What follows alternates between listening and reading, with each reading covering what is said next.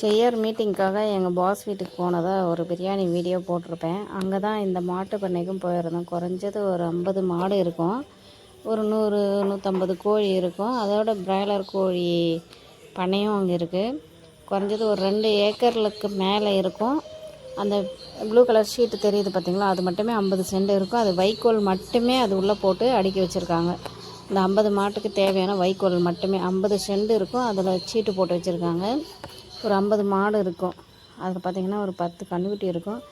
மீதி ஒரு 40 மாடுமே வந்து பால் கறக்கிறது, அதை எடுத்து சனியாக இருக்கிறது, அந்த மாதிரி நிறைய மாடு இருந்தது. ஸோ பக்கத்துலேயே பாஸ் வீட்டுக்கு பக்கத்துலேயே இருந்ததுனால சரி ஒரு எட்டு போய் பார்த்துட்டு வருவோம் எப்படி இருக்குன்றதுக்காக போயிருந்தோம். இது வந்து கோழி பண்ணை. என்னோட வேலை செய்கிறவங்களும் வந்துருந்தாங்க பார்க்குறதுக்கு. பக்கத்துலேயே அது இருக்குது பார்த்திங்களா, வெள்ளை ஷீட்டு போட்டு. அது வந்து பார்த்திங்கன்னா பெருசாக இருந்துச்சு. பிராய்லர் கோழி பண்ணை. எவ்வளோ நீளமாக இருந்தது அந்த ஷெட்டு. ஃபுல் அண்ட் ஃபுல் வந்து எல்லாமே வந்து எலக்ட்ரிக் தண்ணி ஊற்றுறதுலேருந்து அதுக்கு இற போடுறது வரைக்குமே வந்து எல்லாமே எலக்ட்ரிக் சம்மந்தப்பட்டது போல். கீழே இறக்கிடுவாங்க போல். தண்ணி வந்து சொட்டு சொட்டாக வர்றது, அது குடிக்கிறதுக்கு. அடுத்து அதுக்கு வந்து இற போடுறதுக்கு தட்டு எல்லாமே மேலே தூக்கி வச்சுருக்காங்க. ஸோ அது ரொட்டேட் பண்ணால் கீழே வரும் போல். நாங்கள் போய் பார்க்கும்போது இதில் கோழியே கிடையாது. அப்போ தான் எல்லாம் ஏற்றுமதி பண்ணோம் அப்படின்னாங்க. தீபாவளி முடிஞ்சு நாங்கள் போனோமான்னு நினைக்கிறேன். ஸோ அதனால் எல்லாம் காலி ஆகிடுச்சு அப்படின்ற மாதிரி சொன்னாங்க. ரொம்ப பெரிய பண்ணையாக இருந்தது. கிட்டத்தட்ட 1 ஏக்கருக்கிட்ட இருக்கும். 1 ஏக்கரில் ஒரு 50 சென்ட்டுக்கு மேலே இருக்கும் அதனுடைய நீள அகலத்துக்கு. அவ்வளோ பெருசாக இருந்தது அந்த கோழி பண்ணை. நீங்களே பாருங்கள் எவ்வளோ தூரம் இருக்குது. அது பாருங்கள் எவ்வளோ தூரத்துக்கு வந்து அந்த பண்ணை இருக்குன்ட்டு. வெளியே மாட்டு பண்ணை, உள்ளே கோழி பண்ணை, அடுத்து நாட்டுக்கோழியும் இருந்தது. ஒரு 100 கோழிக்கிட்ட இருந்தது நாட்டுக்கோழி. சூப்பராகவே இருந்தது மாட்டு பண்ணை பார்க்குறதுக்கு. இதில் நிறைய லாபம் வரவே தான் வந்து வேலைக்கு ஆள் போட்டு செய்கிறாங்க. குறைஞ்சது 10,000-15,000 கொடுக்குறாங்க ஒரு ஆளுக்கு. ஃபேமிலியாகவும் அங்கே செய்கிறாங்க. 2-3 பேர் வேலை பார்க்குறாங்க. ஒருத்தர் வந்து ஹஸ்பண்ட் ஒய்ஃபு, ஒருத்தர் ஒரு பையன் மட்டும் வேலை பார்க்குறாங்க. அதுங்களுக்கு தங்குறதுக்கு இடமும் கொடுத்து அவங்களே சமைச்சு சாப்பிட்டுக்கிட்டு அங்கே வேலை பார்க்குறதா சொன்னாங்க. வெளியூர்லேருந்து வந்து நாங்கள் வேலை பார்க்குறோம் அப்படின்னாங்க. இதுதான் வந்து வைக்கோல் எடுத்து வைக்கிற ஒரு ஷெட்டு. இந்த ஷீட்டில் தான் 50 சென்ட் இடம் இருக்கும். அது ஃபுல்லாக சீட்டு போட்டு வைக்கோல் வைக்கிறாங்க.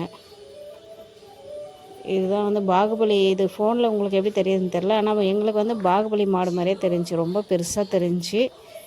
அவ்வளோ சைஸு நேரில் பார்க்கும்போது. இது ஒன்று தான் அங்கே காளை மாடு, மற்றது எல்லாமே வந்து பசு மாடு தான் இருந்தது. ரொம்ப பெருசாக தெரிஞ்சு பக்கத்தில் இருந்து பார்க்கும்போது. பாகுபலி சைஸ் தெரிஞ்சு, ரொம்ப பெரிய மாடு. இது எல்லாமே வந்து பசு மாடுங்க தான் இருந்தது. சனியாகவும் இருக்கிற மாடு இருந்தது, பால் கறக்கிற மாடும் இருந்தது. எல்லாமே மிஷினில் தான் கறப்பாங்களாம். அதுக்கு தனியாக ஆள் இருக்காங்க அப்படின்னு சொன்னாங்க. பாருங்கள் எல்லாமே எப்படி இருக்குது, செம்மையாக இருக்குது பாருங்கள்.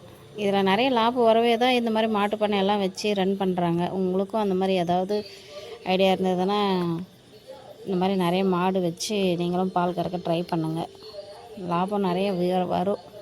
வரதுனால தான் இந்த மாதிரி பண்ணிகிட்ருக்குறாங்க. நீங்களும் ட்ரை பண்ணி பாருங்கள். மாட்டு பண்ணையில் என்றைக்குமே லாபம் தாங்க, அதில் லாஸ் ஆகிறதுக்கு வாய்ப்பே இல்லை. பாருங்கள் இதுதான் நாட்டுக்கோழி. இற போட்டதுனால எல்லா கோழியும் ஒரே டைமில் வந்துடுது. கொஞ்சம் வந்திருக்கு, கொஞ்சம் வரல.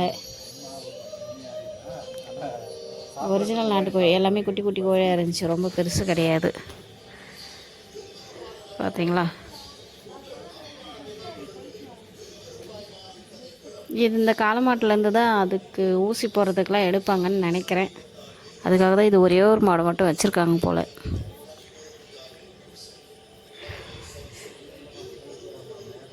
ரொம்ப பெரிய மாடுங்க. ஆனால் ரொம்ப பெருசாக இருந்தது. அவ்வளோ பெரிய மாடு நாங்கள் பார்த்ததே கிடையாது.